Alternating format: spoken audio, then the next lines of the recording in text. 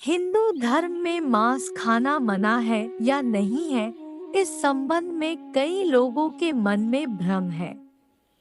शाकाहारी भोजन को हिंदू धर्म में उत्तम माना है, किले मांस खाने को लेकर कोई सख्त अनुदेश नहीं दिया गया है। आओ जानते हैं इस संबंध में महत्वपूर्ण जानकारी। वेदों के अनुसार वेद ही हिंदू धर्म के धर्म ग्रंथ है। वेदों का सार उपनिषद और उपनिषदों का सार गीता है। यहाँ तीनों का मत जानेंगे। वेदों में मांस खाने के संबंध में स्पष्ट मना किया गया है। वेदों में पशु हत्या पाप मानी गई है।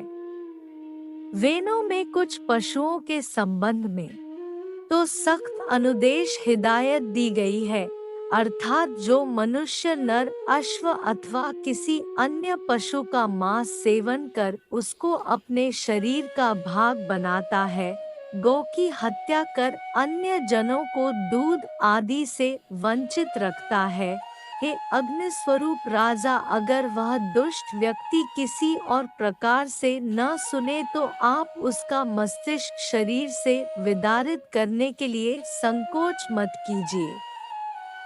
गीता के अनुसार गीता में मांस खाने या नहीं खाने के उल्लेख के बजाय अन्न को 3 श्रेणियों में विभाजित किया है। पहला सत्व, दूसरा रज और तीसरा तम।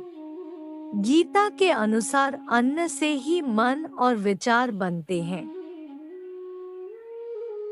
जो मनुष्य सात्विक भोजन ग्रहण करता है उसकी सोच भी सात्विक होगी।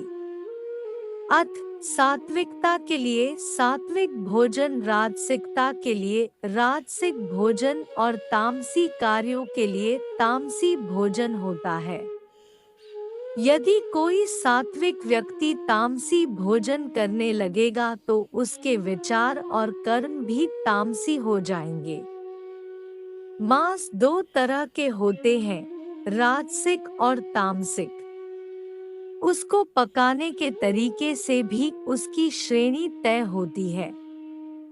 संतों, ब्राह्मणों और धर्म के कार्य में कार्यरत लोगों को सात्विक भोजन करना चाहिए, लेकिन युद्ध, क्रीड़ा और भयंकर कर्म हेतु लोगों को राजसिक भोजन करना चाहिए। हालांकि तामसिक भोजन कभी नहीं करना चाहिए, क्योंकि यह भोजन राक्षस, पिशाच और असुरों का भोजन होता है।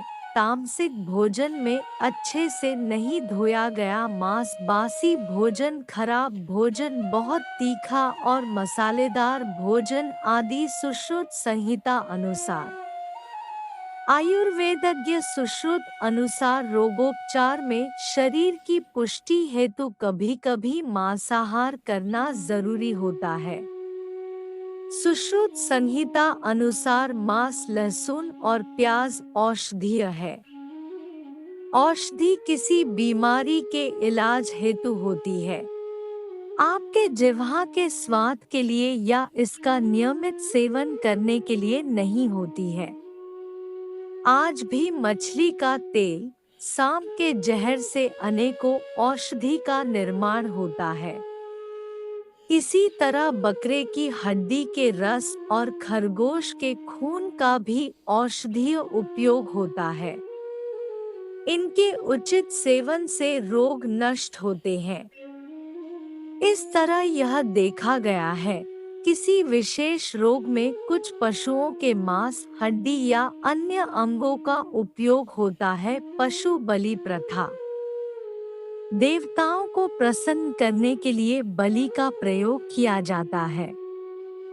बलि प्रथा के अंतर्गत बकरा, मुर्गा या भैंसे की बलि दिए जाने का प्रचलन है। हिंदू धर्म में खासकर मां काली और काल भैरव को बलि चढ़ाई जाती है। विद्वान मानते हैं कि हिंदू धर्म में लोक परंपरा की धाराएं भी जुड़ती गईं और उन्हें हिंदू धर्म का हिस्सा माना जाने लगा। दरअसल बलि प्रथा कभी भी हिंदू धर्म की देना नहीं है। बलि प्रथा का प्रचलन हिंदुओं के शाक्त और तांत्रिकों के संप्रदाय में ही देखने को मिलता है, लेकिन इसका कोई धार्मिक आधार नहीं है। शाक्त या तांत्रिक संप्रदाय अपनी शुरुआत से ऐसे नहीं थे, लेकिन लोगों ने अपनी इच्छाओं की पूर्ति के लिए कई तरह के विश्वास को उक्त संप्रदाय में जोड़ दिया गया। पशुबलि की यह प्रथा कब और कैसे प्रारंभ हुई कहना कठिन है, लेकिन इतना तो तय है कि यह वेद, गीता, उपनिषद या पुराणों की देन नहीं है। दो मार्ग है, आत्मा और शरीर का अतत। आपने सामने दो मार्ग है, पहला है आत्मा का मार्ग और दूसरा है शरीर का मार्ग। यदि आप आत्मा के मार्ग पर चलना चाहते हैं तो आपको अपने जीवन में सात्विक भोजन, गुण और कर्म को अपनाने की जरूरत होगी। यदि आप सांसारिक मार्ग पर चलकर शरीर को पुष्ट करना चाहते हैं तो आपको तय करना है कि आपको क्या खाना और क्या नहीं खाना है। हालांकि हिंदू धर्म मांसाहार खाने की सलाह या अनुमति नहीं देता है।